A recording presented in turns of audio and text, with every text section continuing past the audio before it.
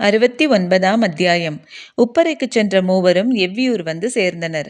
அவர்கள் வந்தபொழுது குலநாகனிகளைத் தவிர ஊரில் யாரும் இல்லை. எல்லோரும் நீலன் மைனா மழவிழாவிற்காக வேட்டுவன் பாறைக்குச் சென்று விட்டனர். ஒரு நாள் ஓய்விற்குப் பின் மூவரின் குதிரைகளும் எவ்வியூரிலிருந்து வேட்டுவன் பாறையை நோக்கி புறப்பட்டன. நீலன் மயிலா மணவிழா மகிழ்வு பயணத்தின் வேகத்தை கூட்டியபடியே இருந்தது. வேட்டுவன் பாறையில் ஆட்கள் நிரம்பி வழிந்தனர்.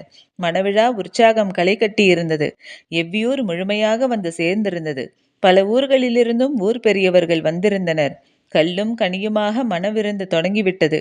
மாந்தசையை சுட்டுக் கருக்கும் வாசம் காடெங்கும் வீசிக்கொண்டிருந்தது. வெற்றிலைகள் வகை பிரித்து வரிசை வரிசையாக அடுக்கப்பட்டிருந்தனர். புனுகு மணமும் நாகப்பூ மணமும் மணவிழாவுக்கே உரியன. புன்னைப்பூவும் பாதிரிப்பூவும் ஆலம்பனையின் ஓலை கொட்டானில் குவிந்து கிடக்க வந்தவர்கள் எல்லாம் மனம் மயங்கி கனியுண்டு கல்லறிந்தனர். மாந்தசையை கடித்தெழுத்து உண்ணிவிட்டு அதனை செரிக்க முடித்த வெற்றிலையை தின்றனர். மலை மக்களின் மணவிழா என்பது எல்லையில்லாத இன்பத்தை உணரவும் உணர்த்தவுமான விழா.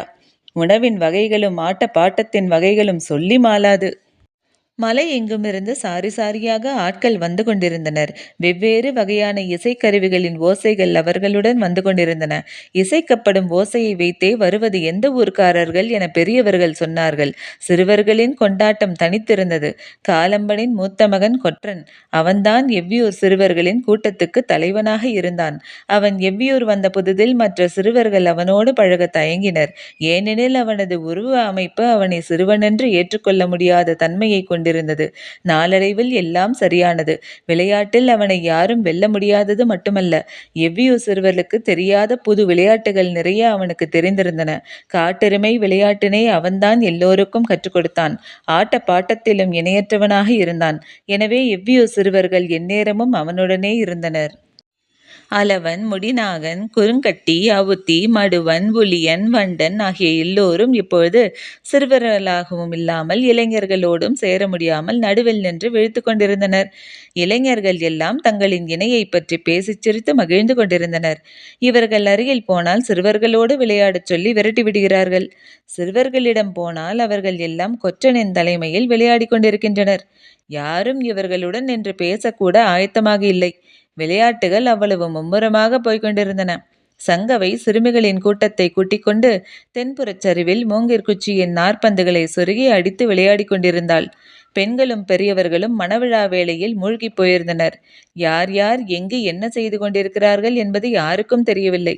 பொழுது மங்கி இருள் கவிய தொடங்கியது. ஊரெங்கும் தீப்பந்தங்கள் ஏற்றப்பட்டன. மந்தையில் அமர்ந்திருந்த பெரியவர்கள் ஒவ்வொருவரிடமும் சிறு பிள்ளைகள் வந்து வெற்றிலை கொடுத்தனர். இருப்பதிலே மிக மூத்தவர் வாரிக்கையன்தான்.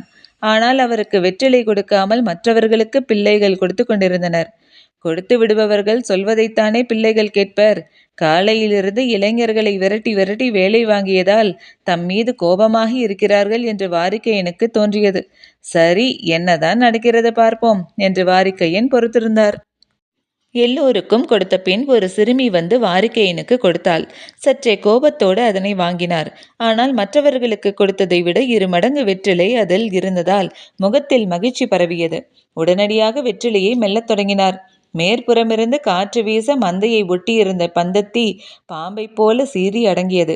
எல்லோரும் சீற்றத்தின் ஓசையை கவனிக்க ஒரு பெரியவர் மட்டும் காற்றோடு மிதந்து வந்த மனத்தை முகர்ந்தபடி, இது குளவிப்பூவின் வாசமாயிற்றே, இப்பக்கம் குளவிக்கொடி இருக்கிறதா என்ன என்று கேட்டார். தேக்கனுக்கு தெரியவில்லை. பின்னால் உட்கார்ந்திருந்த வாரிக்கையனிடம் கேட்போம் என்று சத்தம் போட்டு கேட்டார்.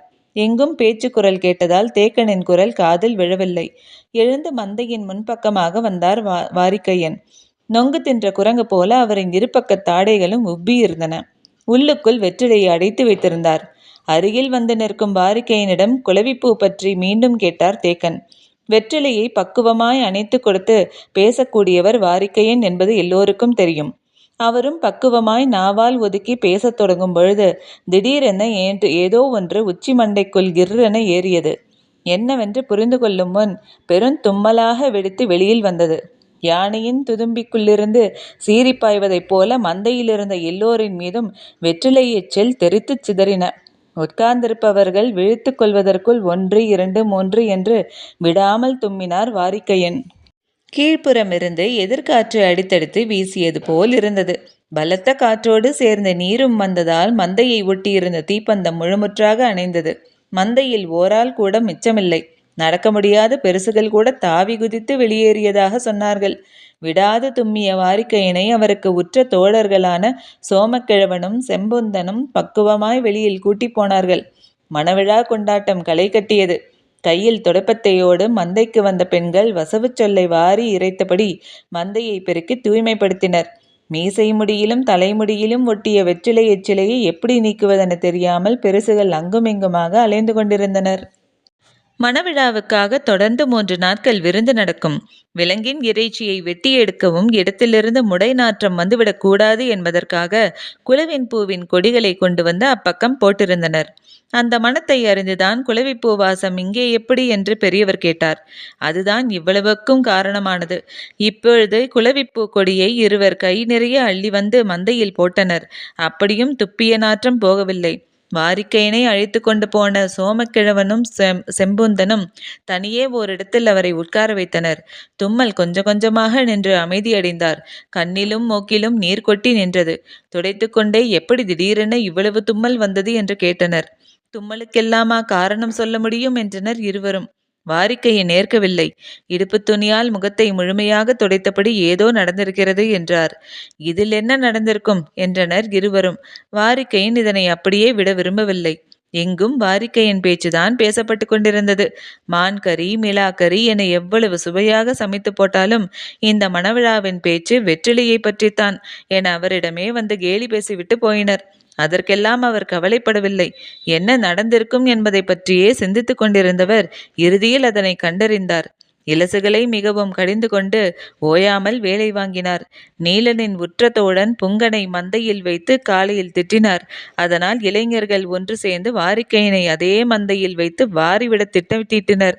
தும்மி இலையை பறித்து வந்து இருவருக்கும் கொடுக்கப்பட்ட வெற்றிலைக்குள் வைத்து கொடுத்துள்ளனர். தும்மி இலையையோ தும்மி பூண்டையோ சாப்பிட்டால் உடனடியாக தும்மல் வரும். கட்டுப்படுத்த முடியாதபடி வந்து கொண்டே இருக்கும். அதனால்தான் வாரிக்கையன் இந்த பாடுபட்டுள்ளார். நடந்ததை கண்டுபிடித்த வாரிக்கையன் தன்னுடைய வேலையை காட்ட முடிவு செய்தார். மந்தை பக்கமே போகாமல் ஊருக்குள் நுழைந்தார். பாவை விளையாட்டும் பந்து விளையாட்டும் விளையாண்டபடி சிறுவர் சிறுமியர் எங்கும் ஓடிக்கொண்டிருந்தனர். தாழ்வான மரக்கிளை தோறும் ஊஞ்சல் கட்டி பலரும் ஆடினர். வாரிக்கையனின் கண்கள் தேடின. வட்டாட்டத்தையும் கழங்காட்டத்தையும் தாய்மார்களின் துணையோடு குழந்தைகள் ஆடினர். அவ்விடத்தை கடந்து போகையில் தான் ஓங்கூர் மருத்துவன் கண்ணீர் பட்டான். அவனை சத்தம் போட்டு கூப்பிட்டார் வாரிக்கையன். அவன் அருகில் வந்தான். தனக்கு வேண்டியதை கேட்டார். மருத்துவர் அதிர்ச்சி அடைந்தான். இதை ஏன் இவர் கேட்கிறார் என்பது அவருக்கு புரியவில்லை. வாரிக்கையன் கேட்கும் பொழுது கொடுக்காமல் இருக்க முடியாது. சரி, ஏற்பாடு செய்து தருகிறேன் என்று சொல்லிவிட்டு போனார். இனி மந்தை பக்கம் போவோம் என நடை கட்டினார். மந்தை வெளி இரவு நடைபெறும் ஆட்டத்துக்கு ஆயத்தமாகி கொண்டிருந்தது. வந்துள்ளது மணமுடித்தவர்களும் மணமுடிக்காதவர்களும் தங்கள் இணையோடு சேர்ந்து ஆடும் குரவை கூத்துதான் மணவிழா நிகழ்வின் உச்சம். இந்த ஆட்டத்தில் பங்கெடுக்கவும் இந்த காதற் கொண்டாட்டத்தை காணவும் தான் எல்லோரும் ஆர்வமாக இருப்பர். அதற்கான தொடக்க ஏற்பாடுகள் நடந்து கொண்டிருந்தன. வாரிக்கையன் கூட்டத்தின் ஓரமாக நடந்து மந்தையை நோக்கி வந்து கொண்டிருந்தார். இசைக்கலைஞர்கள் இரவு ஆட்டத்துக்கு தங்களை ஆயத்தம் செய்து கொண்டிருந்தனர். பகலில் இசைத்தது முக்கியமல்ல, இரவில் இசைக்கப் போவதுதான் முக்கியம். ஏனென்றால் அது ஆணும் பெண்ணும் இரு கூறாக பிரிந்து தங்கள் இணையோடு ஆடும் போட்டியாட்டம். தழுவித்தள்ளும் காதலுக்கு இசையே அடிப்படையாக அமைய வேண்டும். நள்ளிரவு நெருங்க நெருங்க ஆட்டத்தின் வேகத்துக்கு இசைக்கலைஞன் ஈடு கொடுத்தாக வேண்டும். அதற்கான ஆயத்தங்களில் அவர்கள் தீவிரமாயினர். வாரிக்கையன் மந்தை முழுவதையும் சுற்றி பார்த்தான். புன்புறத்திண்ணையில் தேக்கன் உட்கார்ந்திருந்தார். தூக்கி வாரி போட்டது. தேக்கனை வைத்துக்கொண்டு ஒன்றும் செய்ய முடியாது. எதையும் கண்டறிவதில் கெட்டிக்காரன். எனவே இவனை மந்தையை விட்டு வெளியேற்ற என்ன வழி என்று சிந்தித்தார். அப்பொழுது அவரது கண்ணில் கட்டையர்கள் இருவர் தென்பட்டனர். ஆதிமலையின் வடகோடி அடிவாரத்தில் வாழ்பவர்கள் கட்டையர்கள். இருப்பதிலே மிக குள்ளமானவர்கள். ஆனால் மக திறமைசாலிகள். வீரத்தால் புகழ் பெற முடியாது என உணர்ந்த அவர்கள் வித்தைகளை கற்று பெரும் புகழடைந்தனர். அவர்கள் ஊர் தலைவர்கள் இருவர் மட்டும் வந்துள்ளனர். பார்த்ததும் வாரிக்கையன் அவர்களை தனியே அழைத்து, திகைப்பூச்சி இருக்கிறதா, எங்கிருந்தாவது பிடிக்க முடியுமா என கேட்டார். இருவரில் மூத்தவர் சொன்னார், இருட்டி விட்டதே, இனி எங்கு போய் தேடுவது? இளையவன் சொன்னான், வருகிற பொழுது அருகிருந்த குளத்தில் அது கத்தும் ஓசையை கேட்டேன். தீப்பந்தத்தோடு இருவரை அனுப்புங்கள், பிடித்து வருகிறோம் என்றான். பந்தத்தோடு இருவரை உடன் அனுப்பினான் வாரிக்கையன். வேட்டுவன் குன்றின் பின்புறச் சரிவில் சிறு குட்டை ஒன்று இருந்தது. கோடைக்காலமாதலால் நீர் மிக குறைவாகவே இருந்தது. அதை நோக்கித்தான் அவர்கள் நால்வரும் போனார்கள். திகைப்பூச்சி நண்டு வலைக்குள்தான் இருக்கும். சிறு சிலுந்தையைப் போல சிறிய உடலமைப்பும் நீண்ட கால்களையும் கொண்டது. பார்த்தால் சட்டென தெரியாது. ஆனால் அது ஓசையை தெரித்து கொண்டே இருக்கும். தொலைவிலிருந்தும் கேட்கலாம். கட்டையர்கள் குட்டையின் அருகில் போய் நின்றார்கள். திகைப்பூச்சியின் ஓசை வருகிறதா என உற்று கேட்டார்கள். ஓசையை அறிந்து அவ்விடம் போய் குத்த வைத்து உட்கார்ந்தனர். குறிப்பிட்ட நண்டு வலைக்குள்ளிருந்து அவ்வோசை வந்தது. வந்த வெளிச்சத்தை நன்றாக காண்பிக்கச் சொன்னார்கள். குளக்கரையோரம் சிறு நண்டு ஒன்று ஓடியது. அதனை பிடித்து முதுகோடு ஒரு நார்க்கயிற்றை கட்டினர். பந்தமேந்தியவர்களுக்கு ஒன்றும் புரியவில்லை. இவர்கள் என்னதான் செய்கிறார்கள் என்று உற்று பார்த்து கொண்டிருந்தனர். பிடிப்பட்ட நண்டினை ஓசை வந்த வலையின் அருகே விட்டனர். அது செவ்வுக்குள் குடுகுடுவென ஓடியது. சிறிது நேரத்திலே நார்க்கயிற்றை மேலே இழுத்தனர். 2-3 திகைப்பூச்சிகளை கவ்விய கால்களோடு நண்டு மேலே வந்தது. அதனை பக்குவமாய் எடுத்து இடுப்பிலே இருந்த பைத்துணிக்குள் போட்டு முடிச்சு கொட்டினர். நேரமாகிக் கொண்டிருந்தது. கட்டையர்கள் இன்னும் காணவில்லை என்ற பதற்றத்தில் இருந்தார் வாரிக்கையன். ஓங்கூர் மருத்துவன் அவர் கேட்டதை கொண்டு வந்து விட்டான். பெருமகிழ்ச்சி. உடனிருந்த 2 பெரியவர்களையும் அழைத்து அடுத்து செய்ய வேண்டிய வேலையை சொல்லி முடித்தார். கட்டையர்கள் இன்னும் வந்து சேரவில்லை. சற்றே பதற்றத்தோடு மந்தையில் போய் தேக்கனுக்கு அருகில் உட்கார்ந்தார் வாரிக்கையன். மந்தை விழி முழுக்க ஆட்டத்தை காண பெருவட்டத்தில் மக்கள் உட்கார்ந்திருந்தனர். புங்கனின் தலைமையில் இளைஞர்கள் கூட்டமாய் களத்தை நோக்கி வந்தனர். இணையர்கள் எல்லாம் களத்தில் வரத் தொடங்கினர். ஆட்டம் நள்ளிரவு வரை நடக்கும். நேரமாக ஆகத்தான் வேகம் கூடும். ஆண் சுற்றில் வேகம் கூடுதலாக இருக்கும். பெண் சுற்றில் குழைவு கூடுதலாக இருக்கும்.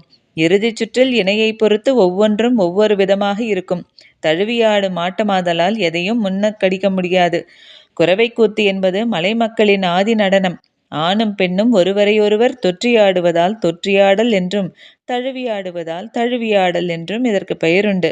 இணையர்கள் எல்லாம் களத்துக்குள் நுழைந்தனர். பார்வையாளர்கள் வழக்கம்போல் ஆண் பெண் என இரு கூறாக பிரிந்து ஆட்டத்தினை ஆதரித்து ஆர்ப்பரித்து தொடங்கினர். முதுபெண்களும் வேறு சிலரும் மணவிழா வேலைகளை கவனித்துக் கொண்டிருந்தனர். மணமகள் அவளது ஊரிலிருந்து இன்னும் அழைத்து வரப்படவில்லை. எனவே மணமகன் ஆட்டத்தை காணக்கூடாது. கோடை வெக்கைக்கு தாகம் கடுமையாக இருக்கும். அதுவும் ஆடுபவர்களுக்கு விடாமல் வேர்த்து கொட்டும். எனவே ஆட்டக்காரர்களுக்கு ஆண்கள் பக்கமும் பெண்கள் பக்கமும் தனித்தனியாக பழச்சாறு கலந்து வைக்கப்பட்டிருந்தது. இசைக்கலைஞர்கள் ஒருமுகப்பறையையும் இரட்டை முகமுடைய இணை முகப்பறையையும் முழங்கத் தொடங்கினர். கூட்டத்தினரின் ஆர்ப்பரிப்பு எழுச்சி கொண்டது. இளைஞர்கள் ஒரு பக்கமும் இளம் பெண்கள் ஒரு பக்கமுமாக களமிறங்கினர். புங்கனின் முகத்தில் மகிழ்வின் ஒளி வீசியது. மற்ற ஆட்டத்தைப் போல மெதுவாக தொடங்கி சீரான வேகம் கொள்ளும் ஆட்டமல்ல இது. இணையரின் வேகத்தை பொறுத்து சட்டென வேகங்கூடும். ஓர் இணை நெருங்கி ஆடிவிட்டால் போதும். மற்றவர்களும் நெருங்குவதற்கான ஆட்டத்தின் வேகத்தை கூட்டுவர். கால்களும் கைகளும் வேகங்கொள்ள பறை இசைப்பவனின் வேகம் அதற்கு முன்னே சென்றாக வேண்டும். முதற் சுற்று எவ்வளவு வேகமாக ஆடினாலும் அது தொடக்கம்தான் என்பது எல்லோருக்கும் தெரியும். வாரிக்கையன் கைகளால் உத்தரவு கொடுத்து வேலையை தொடங்கச் சொன்னார். சோமக்கிழவன் ஆண்கள் குடிப்பதற்கு வைக்கப்பட்டிருந்த பெரும் பானைக்குள் எதையோ போட்டுவிட்டு நகர்ந்து இப்பக்கம் வந்துவிட்டார். எல்லோரின் கவனமும் ஆட்டக்களத்தின் மீதே இருந்தது. உள்ளே போட வேண்டியதை போட்டாகிவிட்டது என்பது வாரிக்கையனுக்கு மகிழ்ச்சிதான். ஆனாலும் கட்டையர்கள் வந்து சேராதது கவலையை தந்தது. தேக்கன் விழிப்போடு இருந்தால் நாம் மாட்டிக்கொள்வோம் என்ற பதற்றத்தில் இருந்தார். முதல் சுற்று ஆட்டம் முடிந்தது. ஆடியவர்கள் பானையில்களில் இருந்த பழச்சாற்றை அருந்தினர். ஆண்களின் பக்கம் இருந்த பழச்சாற்றில் வாரிக்கையன் கலக்கச் சொன்னது காமஞ்சுருக்கியை. அது இச்சைக்கு சட்டென வற்றி போகச் செய்யும். உடலை வேகமாக களைப்புற செய்து தூக்கத்துக்கு கொண்டு செல்லும். காமஞ்சுருக்கி கலக்கப்பட்ட பழச்சாற்றை ஆண்கள் 4-5 குவளை குடித்துவிட்டு அடுத்த சுற்றுக்கு ஆயத்தமாயினர். 2ஆம் சுற்று ஆண் இறங்கி ஆட வேண்டும். இசைக்கலைஞர்கள் ஆயத்தமானார்கள். புங்கனை நடுவில் நிறுத்தி கைகோத்து வட்டங்கொண்டது ஆண்களின் அணி. நீங்கள் ஆடி வாருங்கள் பார்ப்போம் என்று எதிர்பார்த்திருந்தனர் பெண்கள். கூட்டம் பெரும் ஆரவாரத்தை எழுப்பி கொண்டிருந்தது. அப்போதுதான் கட்டையர்கள் உள்ளே வந்தார்கள். அவர்களை பார்த்த பின்தான் வாரிக்கையின் முகத்திலே மகிழ்ச்சி வந்தது. அவர்களை கையசைத்து மந்தை பக்கமாக வரச் சொன்னார். அவர்களும் அப்பக்கமாக வந்து யாரும் அறியாத வகையில் திகைப்பூச்சி இருக்கும் சுருக்கு பையை வாரிக்கையின் கைகளில் ஒப்படைத்துவிட்டு நகர்ந்தனர். பெரும் ஆரவாரத்தோடு தொடங்கிய இரண்டாம் சுற்று நேரம் செல்ல செல்ல வேகம் கூடுவதற்கு மாறாக மந்த நிலை கொள்ளத் தொடங்கியது. மந்தையில் தேக்கனுக்கு சற்றும் பின்னால் உட்கார்ந்திருந்த வாரிக்கையன் நாட்டத்தைக் கண்டு அகமகிழ்ந்து கொண்டிருந்தார். இசைக்கலைஞர்களுக்கு சற்றே குழப்பமானது. ஏன் ஆண்கள் வேகம் கொள்ள மறுக்கின்றனர் என்று சிந்தித்தபடியே இசையின் வேகத்தை கூட்ட முயன்றனர். தேக்கனுக்கு பின்னால் இருந்த வாரிக்கையன் சுருக்குப்பையை தேக்கனின் முதுகு பின்புறமாக வைத்து அவிழ்த்தினார். உள்ளே இருந்த திகைப்பூச்சி தேக்கனின் முதுகுப்புறமாக மேலே ஏறியது. கண்ணுக்கு தெரியாத அளவுள்ள அதன் கால்கள் மேலேறுவதை மனிதனால் உணர முடியாது. மேலேறிய அது கடித்துவிட்டு சிறிது நேரத்தில் செத்துப்போகும். திகைப்பூச்சியால் கடிக்கப்பட்டவர்கள் சிறிது நேரத்திலேயே திகைத்து போய்விடுவர். அவரால் வழக்கம் போல் செயலாற்ற முடியாது. எண்ணியதை பேச முடியாது, மறுமொழி சொல்ல முடியாது. ஒருவித மந்த நிலையில் திகைப்பு மாறாமல் அவ்வப்பொழுது சிரித்தபடி தலையாட்டி கொண்டிருப்பர். வேறெதுவும் செய்ய மாட்டார்கள். முதுகில் கடித்தவுடன் திகைப்பூச்சி சரிந்து விழுந்ததை உற்று பார்த்த வாரிக்கையன் இனி சிக்கலேதும் இல்லை என்ற முடிவுக்கு போனார். கூட்டத்தின் ஆரவாரம் பல மடங்கு அதிகரித்தது. அதற்கு காரணம் இளைஞர்களின் வேகம் போதாததால் சுற்றியுள்ள ஆண்கள் பெருங்குரல் எடுத்து கத்தி அவர்களை உற்சாகப்படுத்த முயன்றனர். அப்பொழுது செம்புந்தனுக்கு கையசைத்து உத்தரவு கொடுத்தார் வாரிக்கையன். அப்பெரியவர் நேராக பெண்களுக்கான பழச்சாறு கலக்கப்பட்டுள்ள பானையில் எதனையோ போட்டுவிட்டு ஒதுங்கி வந்தார். ஆண்களின் ஆட்டத்தை காணும் யாருக்கும் கோபம் வரும். அந்த அளவு மோசமாக ஆடிக்கொண்டிருந்தனர். இசைக்கலைஞர்கள் முடிந்த அளவு வேகத்தை கூட்டி பார்த்தனர். ஒன்றும் நடக்கவில்லை. வழக்கமாக ஆண்களின் சுற்றில் வேகத்துக்கு ஈடு கொடுக்க முடியாமல் பெண்கள் சிலர் தள்ளாடி விழுவதும் உட்கார்ந்து விடுவதும் நடக்கும். இன்று அது எதுவும் நடக்கவில்லை. இவ்வளவு மெதுவாக எவ்வளவு நேரம்தான் ஆடுவது என்று சலித்து போய் நிறுத்தினான் இசைக்கலைஞன். வழக்கமாக இசையை எப்பொழுது நிறுத்தினாலும் நிறுத்தாதே என்றுதான் குரல் வரும். ஆனால் இன்று விட்டால் போதும் என்ற நிலையில்தான் ஆடும் இளைஞர்கள் இருந்தனர். இளைஞர்கள் ஏன் இவ்வளவு களைப்பாக ஆடுகின்றனர் என்பது யாருக்கும் விளங்கவில்லை. இளம் பெண்களுமே சற்று குழப்பத்துக்கு ஆளானார்கள். என்னாச்சு இவனுங்களுக்கு? வழக்கமாக இருக்கும் வேகத்தில் பாதி கூட இல்லையே என்று சிந்தித்தபடியே இரண்டாம் சுற்றினை முடிவுக்கு கொண்டு வந்தனர். ஆடுபவர்கள் மீண்டும் பழச்சாறு குடிக்கப் போனார்கள். இளைஞர்களின் பக்கம் பெருங்கூட்டம். நல்லா குடிச்சிட்டு தெம்பா ஆடுங்கப்பா என ஆளாளுக்கு முகந்து கொடுத்தனர். சிலர் புங்கனை வசைப்பாடத் தொடங்கினர். இளம் பெண்களின் பக்கமும் நிறைய முகத்து கொடுத்தனர். இசைக்கலைஞன் மறுச்சுற்றுக்கு ஆயத்தமானான். ஆனால் நடுத்தர ஆண்கள் சிலர் தலையிட்டு, கொஞ்சம் நேரமாகட்டும்பா, ஆடுறவங்க மிக களைப்பாக இருக்காங்க என்று சொல்லி ஆட்டத்தை காலந்தாழ்த்தினர். வாரிக்கையன் இதனை பார்த்து அகமகிழ்ந்து கொண்டிருந்தார். அவரின் பக்கத்தில் உட்கார்ந்திருந்த தேக்கன் அவ்வப்பொழுது சிரிக்கத் தொடங்கினார்.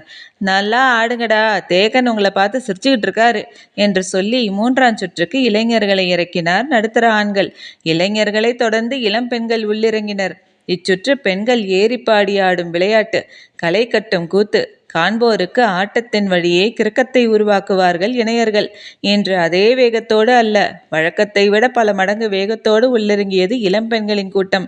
ஏனென்றால் அவர்கள் குடித்த பழச்சாற்றிலே வாரிக்கையன் கலக்கச் சொன்னது காமமூட்டியை.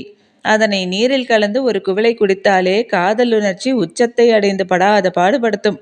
முதற் சுற்று ஆடிய களைப்பில் இளம்பெண்கள் ஒவ்வொருவரும் 3-4 குவளைகளை குடித்துவிட்டு உள்ளே இறங்கியுள்ளனர்.